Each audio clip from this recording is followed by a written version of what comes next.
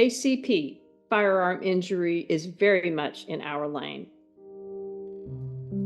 Firearm injury is a public health issue.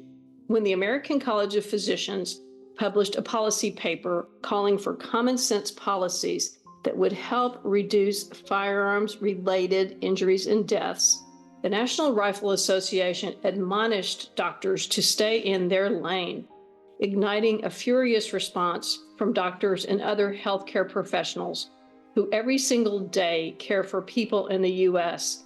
who suffer the acute, chronic, and indirect effects of firearm injury. Doctors' stories show why gun injuries are very much in their lane. But I don't love what comes next. I try to tell families something about what to expect, the tubes, the lines, the procedures, the risk that something may go wrong.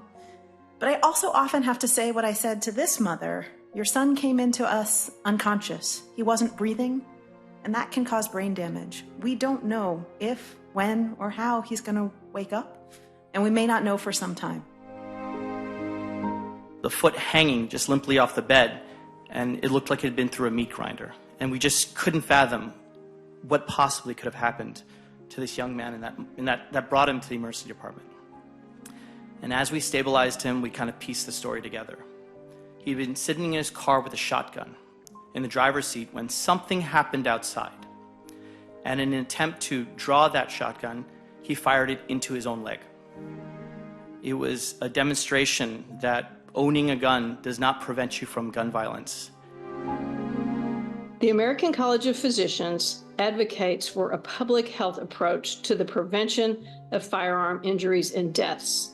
Physicians have a responsibility to speak out on the prevention of firearm-related injuries and deaths, just as physicians have spoken out on other public health issues.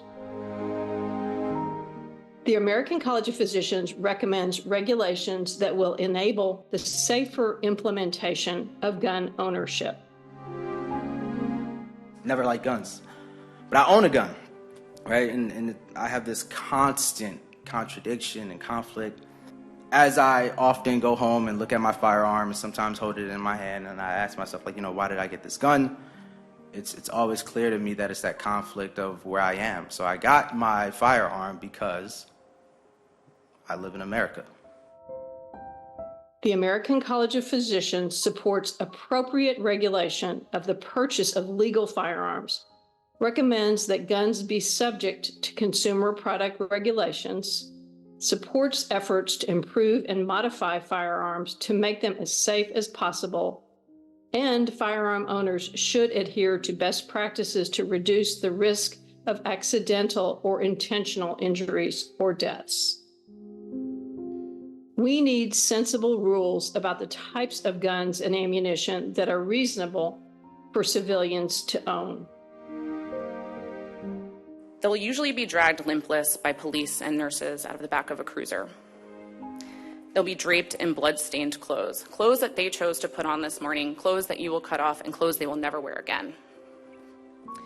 You're going to search in every crevice from head to toe looking for their injury.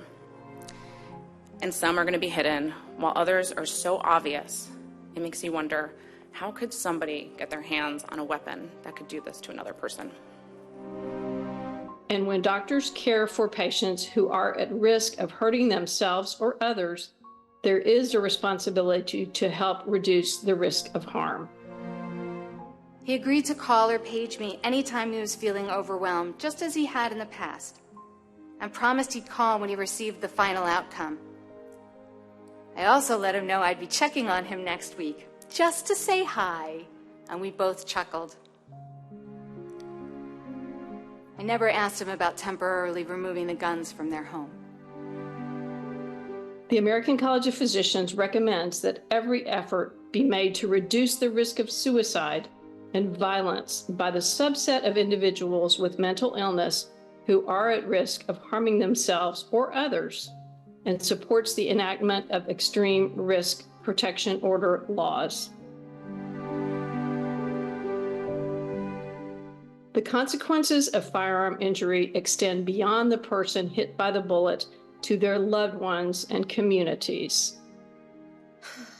So My son was 17 years old, and due to senseless gun violence, he was murdered.